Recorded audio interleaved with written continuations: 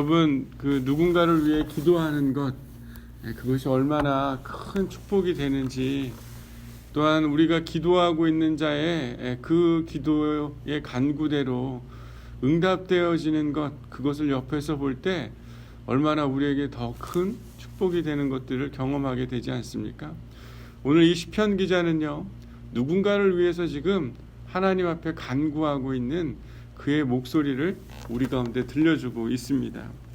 특별히 환난 날에 여호와께 내게 응답하소서라고 이렇게 이야기를 합니다. 그러면서 누구의 하나님의 이름을 부릅니까? 야곱의 하나님의 이름을 불러요. 다윗의, 아브라함의, 이삭의 하나님을 부를 수 있지만 특별히 누구의 하나님을 부른다는 겁니까? 야곱의 하나님의 이름을 부른다는 건 그만한 이 환난과 역경과 위기 가운데, 어떻게 보면 야곱의 인생이 그렇게 쉬운 인생은 아니었던 것 같아요. 그죠?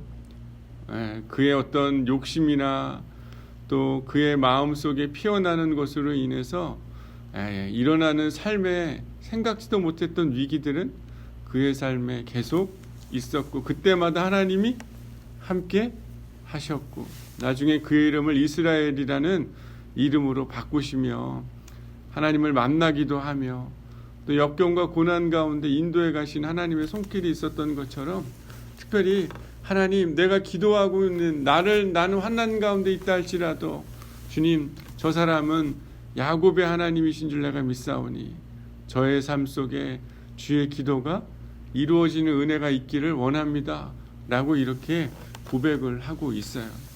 여러분, 만약에 이 다윗이 이 기도가 특별히 누군가를 위해 기도하는데 그 대상이 사울이라고 한번 생각해 보자고요. 하나님, 나는 환난을 당하고 있으나 야곱의 하나님, 저 사람의 기도를 좀 들어주십시오. 여러분, 그렇게 기도가 잘 나올까요, 안 나올까요? 나를 괴롭히고 나를 힘들게 하고 나를 곤란 가운데 빠지게 하고 있는 대상이 바로, 그 환난 가운데 나를 빠지게 하고 있는 대상이 바로 누구예요? 만약에 사울이라면, 만약 여러분들이 삶 속에서 경험하고 있는 나를 위기 가운데, 어려움 가운데 주게 하는 그 대상을 위해서 여러분 이렇게 기도할 수 있을까요? 쉬울까요? 어렵죠. 하나님, 저 사람 환난 가운데 더 두게 하여 주시옵소서. 하나님, 저 사람 좀 더 힘겹게 하고 어렵게 해서 진짜 하나님의 뜻을 좀 알게 좀 해주시옵소서. 우리는 마치 기도하고 있는 것이지만 오히려 그를 향해 저주하고 그에게 심판이 있기를 기도하며 간구하는 우리들의 모습이 아니겠어요? 하지만 여러분, 특별히 우리가 누군가를 위해 기도하는 그 축복이 우리 안에 있다면 더 큰 축복은 우리를 환난으로 어렵게 하는 자, 그런 자들을 위해 기도하기 시작할 때 성령께서 승리하는 축복의 삶 우리 가운데 허락하실 줄 믿습니다. 특별히 오늘 뭐라고 이야기합니까? 성소에서 너를 도와주시고 시온에서 너를 붙들어 주시는 이유가 있을 텐데, 그게 바로 뭐냐면 너의 소재를 하나님이 기억하시고 너의 번제를 받아주시기를 원하노라 라고 이렇게 이야기하고 있습니다. 너의 삶 속에 하나님을 향한 그 마음과 소원과 그 하나님 앞에 드려지는 그 번제와 소제를 통해 너의 간구들을 하나님이 분명히 들어 주셨을 것이다. 하나님, 그렇게 그 애가 하나님을 찾아왔던 그 이유들을 주님이 아시는 것 아니십니까? 그래서 4절에 뭐라고 얘기합니까? 내 하나님의 소원대로, 내 마음의 소원대로 허락하시고 내 모든 계획을 이루어 주시기를 원하노라. 우리가 나의 승리로 말미암아 개가를 부르며 우리 하나님의 이름으로 우리의 깃발을 세우리니. 여러분 생각해보면 누구의 깃발을 세운다는 거예요? 오늘 이 본문에서는 우리의 깃발을 세우자. 하나님, 특별히 나의 이 간구도 들어주실 뿐만 아니라 하나님, 내가 기도하는 저 사람의 기도와 간구, 또 나를 힘겹게 하고 어렵게 하는 자라 할지라도 하나님, 그의 간구를 주님께서 들어주시고 이루어 가실 줄 주님, 내가 원합니다 라고 이렇게 기도하고 있습니다. 우리 6절 말씀 한번 읽어볼까요? 시작. 여호와께서 자기에게 기름 부음 받은 자를 구원하시는 줄 이제 내가 아노니 그의 오른손에 구원하는 힘으로 그의 거룩한 하늘에서 그에게 응답하시리로다.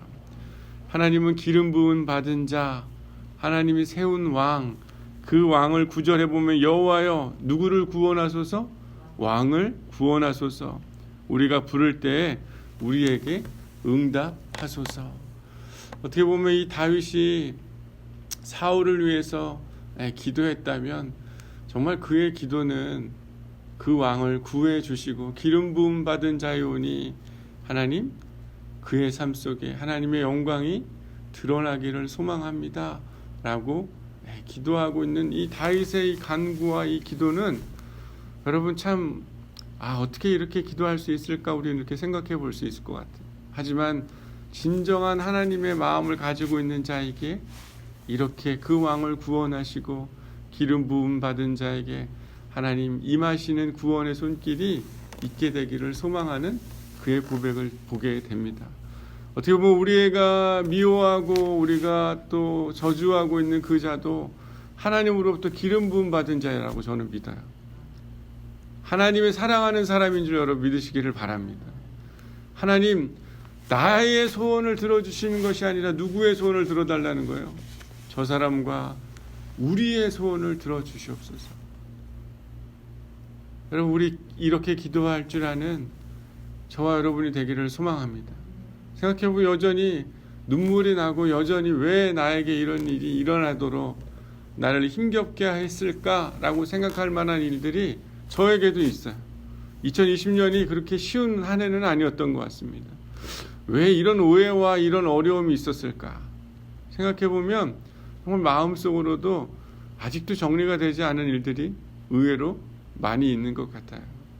하지만 오늘 이 고백이 저와 여러분의 고백이 되기를 소망합니다.